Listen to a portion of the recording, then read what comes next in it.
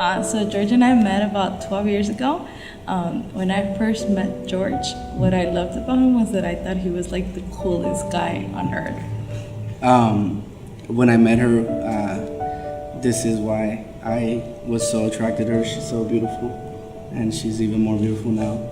At the beginning of our relationship, it was all flowers and beautiful colors and whatnot. But then, as time progressed, we started having problems.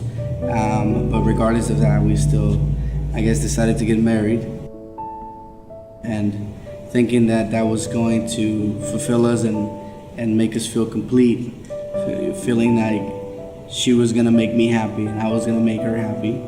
But that wasn't the case. So at this point we're having problems, trust issues, any type of problem that you could think of, we were having it. And it got to the point where, George was like, let's get a divorce. And I said, okay. I remember thinking at that time, like, I'm done, I'm tired, I'm exhausted, there's nothing that can fix this anymore because I don't want to fix it anymore. Yeah, after, when we were in that moment, we did think that that was the best solution to our marriage because, again, we were being very selfish. I wasn't thinking about how my children were going to grow up in a broken family, how my children were going to have, they were going to be lacking their father, even if it was, a few days out of the week. I was allowing my selfishness, to break up a family. We had even discussed of how much he was gonna give me monthly for the kids, what days he was gonna have the kids, and what days I was gonna have the kids. So it was fully worked out already of how the divorce was gonna go smoothly. Yeah, by this point, our daughter was a few years old, and we already had our son as well. And we just fell into this place where we had absolutely nothing left, no hope. But then on one day, my wife, she was invited to CFF.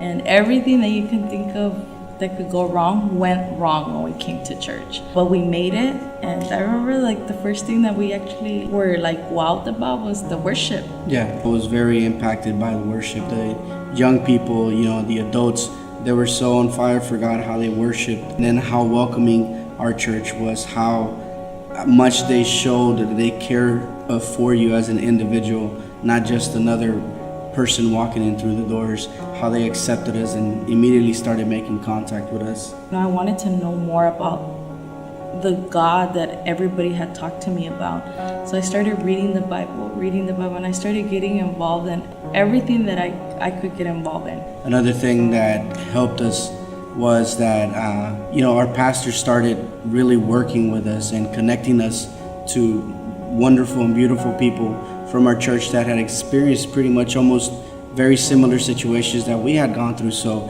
one thing that we saw was immediate hope. We saw that God can restore you from wherever you're at. Even if you've lost everything, you've lost hope, God can restore that. I get this question a lot, when did you start loving George again, and when did you start trusting George again? And I want to say that there is no specific time that I can say. I can say that the more that I fell in love with God, the more I got to know Him, the more God healed me.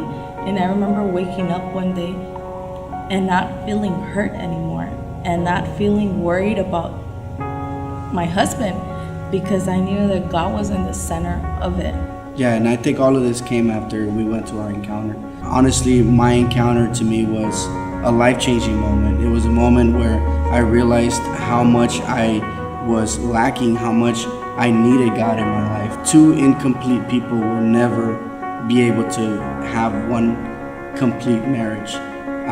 And that's who we were. We were two incomplete people trying to make, a marriage work. So until we realized that we were not complete, that we were missing God in our lives, until then it's when we started to really experience what a happy marriage is.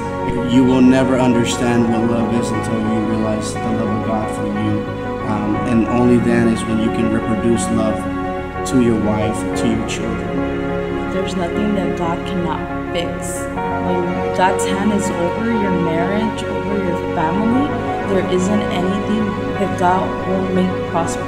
There's this light that God brings over you that only He can bring. And that light brings restoration, that light brings solutions, that light brings joy, happiness, true love. And, for any of those who may be experiencing the same situation right now, this is a prime example of what God can do in your life, of what surrendering your life to God and just giving Him your all can do for your marriage, for your family.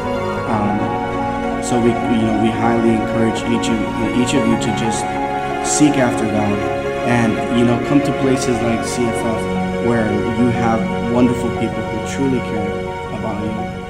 And get connected.